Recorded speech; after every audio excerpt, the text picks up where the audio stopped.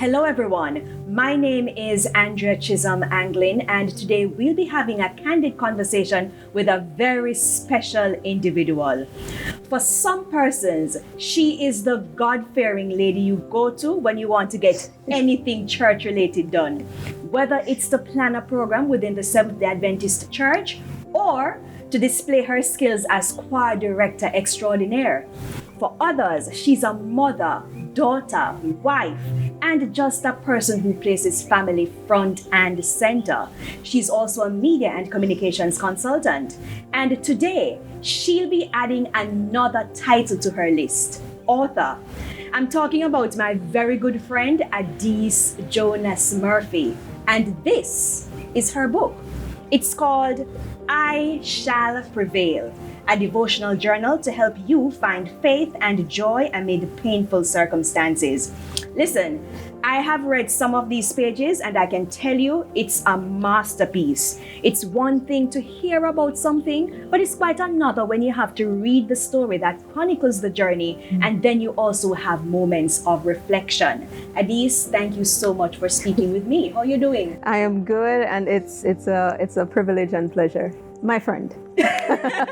Well, first of all, you're not only a thinker, you're a doer. Mm-hmm. So let's just flash back to how this all started. We're in the middle of the COVID-19 pandemic, Right. 2021. You were in charge of the East Jamaica Conference's virtual church. Mm-hmm. And then life happened. You couldn't get your mom one day, your sister Charmaine, she couldn't reach her as well. And you decided to just go to her house to figure out what was happening. When you got there, you mentioned 8 words. What did you say? Okay, so my 8 words were, God, prepare me for what is to come. But there's something that happened just before that, Andrea. I got a bunch of green bananas from my husband. He usually goes out and plays football on a Sunday. And he was coming from the district at the time. We were at Everton Park in the Hills, St. Andrew. He came home with a bunch of bananas. And he said to me, aren't you going to cut a hand to take to mommy? Mm-hmm. So I said, yeah, man, I'll take it a little later. This was 10 o'clock in the morning. 12 o'clock came, 1 o'clock, 2 o'clock, 3 o'clock, 4 o'clock. I was lazy. I didn't bother to go the Sunday to drop it off. The Monday, I was stuck in a meeting from morning, about 9 o'clock to 2 o'clock. Then we had to pick up a vehicle on the road. On the way from picking up the vehicle, I said, you know what? I'm going to carry the bunch of bananas to give to mom. So I took up my cell phone and I'm speaking with my sister. She says, Adiese, have you spoken to mom today? And I said, you know, I haven't, because we're pretty close-knit. My sister, my mom, and myself, pretty close-knit. So I hadn't spoken to her the day. So I started calling. This was like after 4 in the afternoon. So I'm in halfway through traffic, heading toward, her house, and not getting her. Called again 15 minutes later, not getting her. It's now after 5, and Sherman is saying she can't get her either. That's weird. So I decided to step on the gas and head to, I'm not gonna say how much, but I stepped on the gas and I headed to her house, got into the neighborhood as quickly as I could. And I looked down in the driveway, and at that moment I knew something was wrong. So that's when the 8 words came in. God, prepare me for what is to come. Zachary was in the back. I took him out. Zachary's my son, by the way. Took him out. We headed into the yard. We went to the front grill. I'm shouting, Mommy, Mommy, not seeing her pass. Now the front door is open, which meant if I called her, I should see her up here. I decided to call the house phone. It rang, no answer. She didn't pass. I said, no, something is definitely wrong. Went around to the side of the house, tried opening her room window. Nothing, couldn't budge.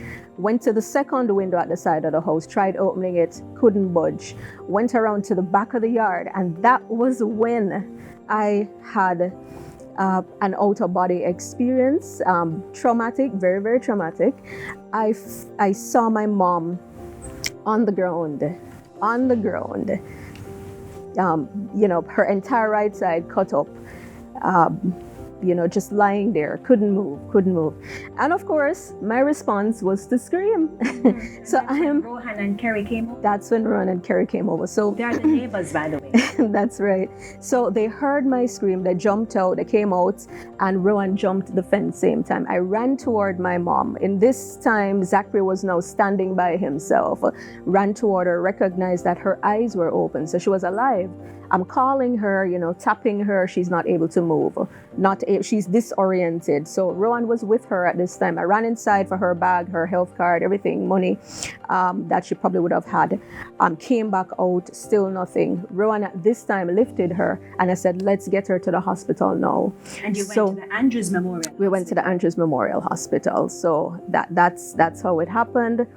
She was now in the emergency unit. They, by this time, had her up on IV, running tests, all sorts of stuff. So, yeah. When you were at the hospital, I read a part where you said you claimed the promise in 1 John 5, verse 14. Yeah, if you ask anything that's it. According to his will, here's us. Yeah, I felt like I had a one-on-one conversation with God in a way that I never had before. God had to come through at that point for me because I was not ready to lose my mom. No, the thing is, many of us, I'm sure, have been through experiences where we have lost loved ones, we have had, negative things happen to us, bad circumstances. But in that moment, I'm saying this cannot be it. I have read in the Bible about people who had great faith and God rewarded them, Jesus rewarded them. I've read about all these stories. I've preached about them. On our program, Sunset Serenade, we have ministered about this. So I'm saying if those people were able to claim the promises of God, then why can't I in the 21st century? So here I am and I'm saying, no, God, listen, you said this. This is your promise. This is your word to me. I'm putting it back to you. You said if I ask anything, and this is what I'm asking right now. So the only thing that I can do is talk to you about it. And I know I have a whole support standing behind me on social media, Instagram, Facebook. So I made the post on Facebook. I was like, listen, if you're out there right now, just stop and pray. Yeah, but before we get to the post, and by the way, for those of you watching, Sunset Serenade is aired on NCU FM Friday evenings with Adiese and her husband. Right. Why is Darren's name slipping me? And her husband, Darren Murphy, Pastor Darren Murphy. Right. All right. So that's Andrew's hospital, and you said you claimed the promise, but we haven't told them yet what your mom was, should I say, diagnosed with? Right. So we learned some hours later that she was diagnosed with an ischemic stroke that affected the left side of her brain. Now, anybody knows anything about strokes? If a stroke hits on the left side, it affects your right side movement. If it hits on the right side, it affects your left side movement. So where the stroke hit her brain was in her language center. So she could move her right hand, she could move her right foot. The entire right side was dead. In addition to that, you may not know, mom was a teacher for 42 years or 43 years, somewhere there. So speaking, communicating, imparting knowledge, that was the epitome of who mom was. Now we're being told, okay, this stroke has led to what's called global aphasia, which is a communication disorder. But we're not going to tell them everything, though, Adiese. Right. We want Read the them book. to get the full story in the book, and we'll come to that a bit later. Sure. So you went to the hospital, diagnosed with ischemic stroke. You claimed the promise about asking God according to His will, and then you posted on Facebook. Right. What were you posting on Facebook? Okay, so my very first post was a request. It was a call for prayer. It was a call to action. I was summoning my entire 5,000 plus friends to pray on my mom's behalf, pray for her. The Lord in that moment too, like what He was doing at the hospital to me while I was waiting on her, was kind of preparing me for something I never thought possible. So the Holy Spirit was saying, chronicle your experiences through what I termed praise reports. So each day became an update on her progress, but it was also a report of how the Lord was restoring her daily. And so the book really is that chronicling of 39 days of restoration after her stroke. And the prayers worked, because I remember one time you said she was making progress, Yeah. even singing one of her favorite songs, 214. We have this hope Yeah. that burns within our hearts. Yeah, it was just, it was amazing to see mom come from not being able to move or feed herself. By the way, she couldn't speak at all at the beginning. So day one, the day after the stroke, she wasn't able to say anything. She couldn't form a word. She couldn't drink on her own. Water would just roll out, She wasn't able to do anything. And to watch that transformation, it's like a baby, growing, but she had to now do it in a much faster span of time. So we went through therapy. That was rough. We went through, and we're talking about physiotherapy, speech therapy, learning ABCs all over again, learning how to rehabilitate, learn to button your clothes again, use the bathroom. Yeah, but there was still a glimmer of hope though, Adiese, because I remember when I saw her, she remembered who I was. Yes. And she remembered faces. Yes. Yeah. So that's the thing. How the stroke hits, it doesn't totally affect the entire brain. It's just a portion, and that particular section affected her short-term memory mostly. So if she sees you, she knew you from, a while back, she'll be able to pick you up, but she may not be able to remember your name. Or if I say, Mommy, Andrea is here, she'd be like, who? And then I show her your picture. She's like, oh, yes, Andrea. So it's been quite a journey. The book will tell you. and you get more of the story when it is that you decide to read the book. Yeah. But Adiese, I want to ask you about something. Even though there was progress, you were still asking God to help your unbelief. You wrote, the Lord revealed to me that having faith doesn't mean never grappling with negative emotions.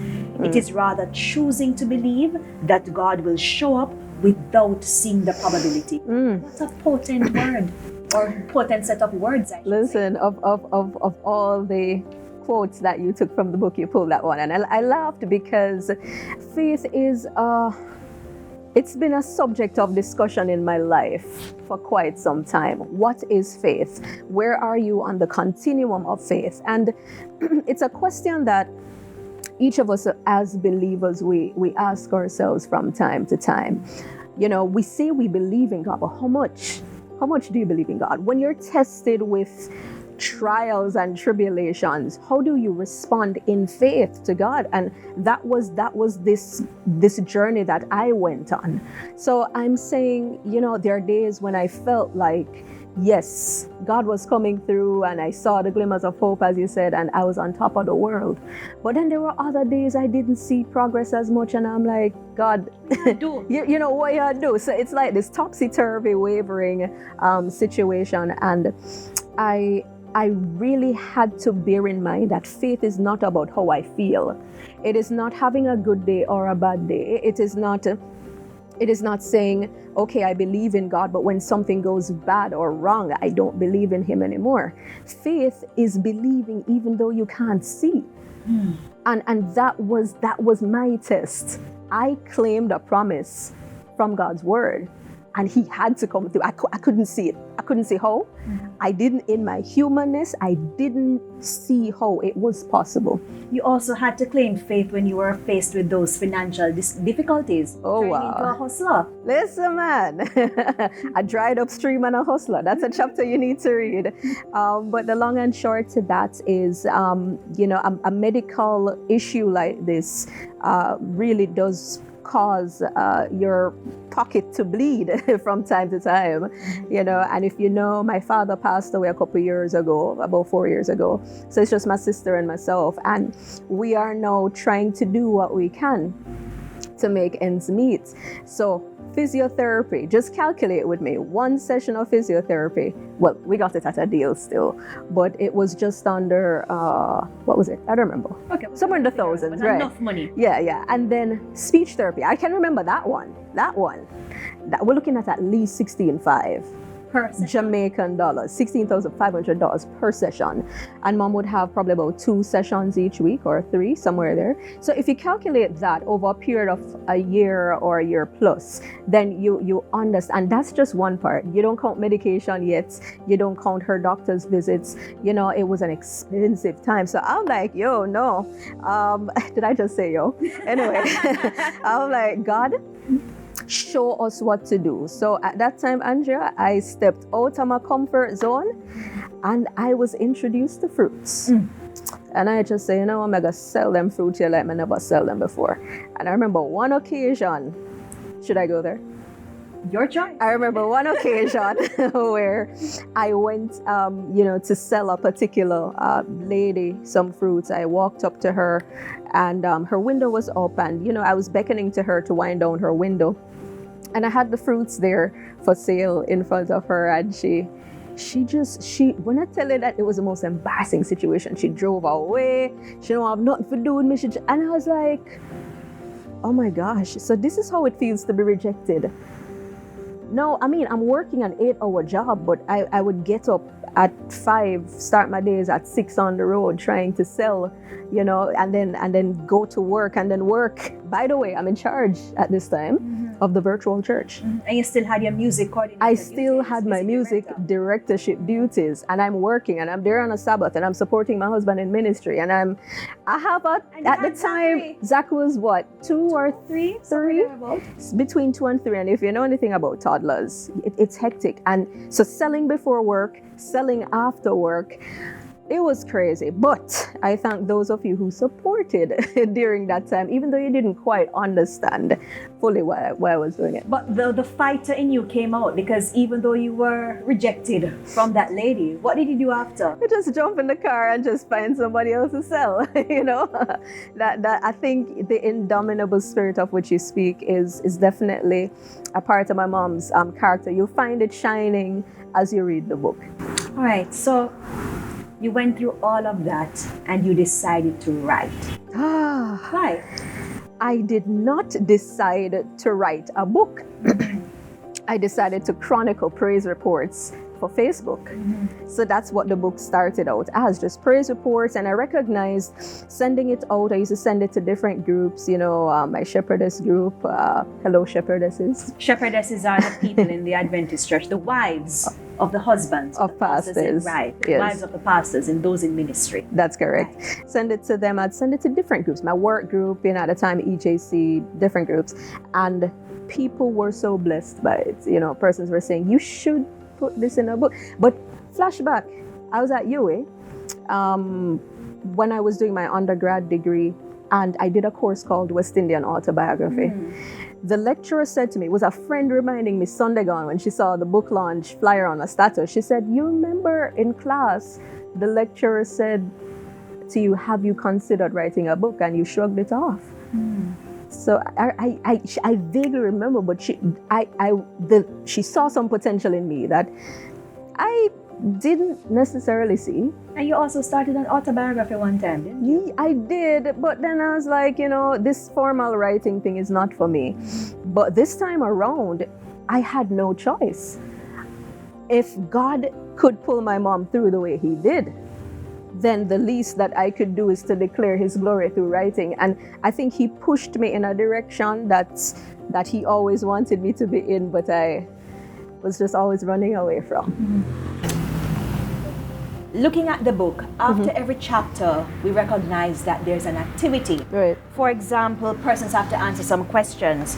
And after the section on day 6, for example, you have the activity was to list 4 ways that you will fight when faced with difficult seasons. What's the purpose of these activities?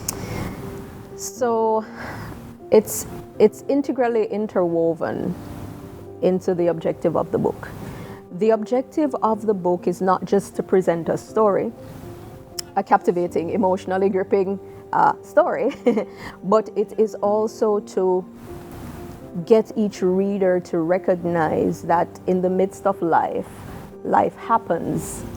And how prepared are you for it? Do we stop to think in the heights of our successes, of our successful jobs? that I could possibly suffer a health setback. I could possibly lose a loved one. Do we stop to think about those things? Do we do introspection? And one of the things Mommy always said to me growing up was find time each day to reflect. So this book, through the activities, actually help you to prepare for the unknown. So by chronicling each day what you would do, by taking on the challenges each day, what you would do, it is helping you so that when you get to a point in your life where either you get sick, you have to be out of work for 6 months lying on your back, can't earn no money, you suffer a stroke, whatever situation you find yourself in, you lose a job, you're grieving, you'll be able to look back to say, this is the promise I said I would have claimed if such and such happened to me. So it's to help others to prepare much better than I did. Mm-hmm. Because the truth is there was no roadmap for me. There's no roadmap for many persons when they suffer challenges like these. You just kind of have to navigate it and decide, okay, am I going to deal with this constructively or not constructively? And I tend to be a deep thinker. So my thing is I want to help others to prepare for life in a better way than I did with these circumstances. So you would definitely encourage people to buy this book? Oh yeah, not just because of the money that's going to be gained from it, but for me it's more than that. The book it's a powerful witness of God's love, of His mercy, of His sustaining grace. It's a first-hand experience of how God restores our souls literally, because the book is really about mom's journey to restoration, back from an illness, but it's also about my journey of faith. And these two overlapping journeys, they end in a wonderful way. Not saying that there aren't challenges along the way, because even today, it's not that my life is completely back to the way it was pre the stroke. It has changed significantly, but I found that I'm a stronger person. I found that when challenges come these days, sometimes even the minute challenges come my way, I realize like God is preparing me for greater things. And the more we can be equipped to deal with these challenges and enhance our faith, I guess it's the more prepared we'll be for when He comes. Just a handful of persons have been able to maybe see parts of the books and chapters and stuff. What has been the reaction? So far, pretty good. Everybody that has read it, my sister, Charmaine, have you finished the book? Have you finished it?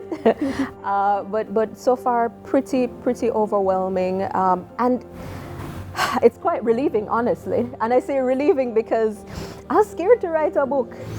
I mean, I'll sit and write a play any day, and I'll sit and write a production any day, but a book? Like something that somebody will hold for the rest of their lives?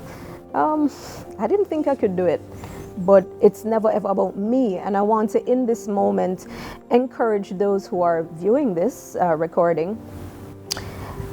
You may be running from something that God wants you to do, you know what I mean? But if God is leading you to it, then He'll take you through it. And He has a myriad of blessings that He will send your way just for honoring His word and His leading. And I've found that in my life. So, she has someone in her corner by the name of Pastor Glenn O. Samuels. Hi, Pastor. Good to see you. You're looking at me. I'm not seeing you. I know, right? But you'll be having an official launch. Yes. Pastor Samuels should be involved. Yeah. Let me just say that Pastor Samuels has been a friend, a mentor. He has been a guide. He has been in the book. I acknowledge him as the one who was there for my crises, and there were several of them. But he's just been a phenomenal friend and human being. President of the West Jamaica Conference. I served under his leadership for about 5 years there, and he's just a major supporter. So when he said to me, I hope you'd want to, grace us with your presence to launch the book at West Jamaica Conference, I said, are you serious? You mean you want me to come to? And he said, yes, we would want you to.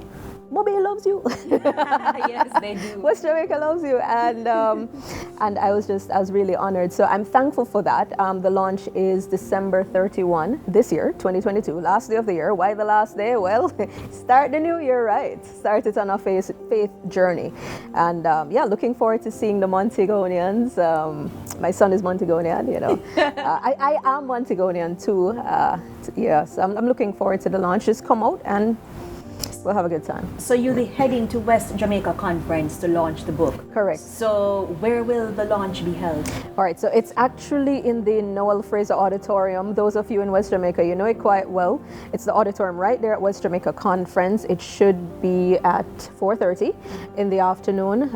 So we'll talk a little bit about the story. For those of you unable to head to Montego Bay, you can go to the West Jamaica Conference's YouTube page or Facebook page around about 4:30 in the afternoon. We'll be having a discussion, and then in the evening, after the sun sets, of course, I'll be selling some copies. How can people contact you if it is that they want to buy this book? Thank you so much for asking. So, you take your cellular phones, Computer. or you could dial 876-889-5955. That's 876-889-5955. Or you can go to Amazon directly to order. That's I Shall Prevail. You type that in, I Shall Prevail, and it pops up the devotional. You can order both on Kindle or paperback. And of course, for those of you who would like to visit adieseonline.com, spell my name right, ADIESE online.com, and it will take you right to the pages that you need to be. So that's it. And I can tell you, you won't regret it. I haven't started to answer the questions yet, but I have started to read, and it is powerful. So Adiese, thank you so much for speaking with me. No problem. Thank you for this interview. I'm going to close this interview the way how she ended a section of the book. She said, "We can prevail because no matter our physical hardships, this world is not our final home." To those of you who have lost loved ones, we take comfort in the fact that we do not mourn as those who do not have no hope. But if we remain faithful, we shall be reunited. My prayer for you, dear reader, is that you abound in love, goodness, and grace towards each other, as our lives are like a shadow. Treasure your family members. Love them with all your heart. In all things, give thanks to our Heavenly Father God, our anchor, in whom we can prevail.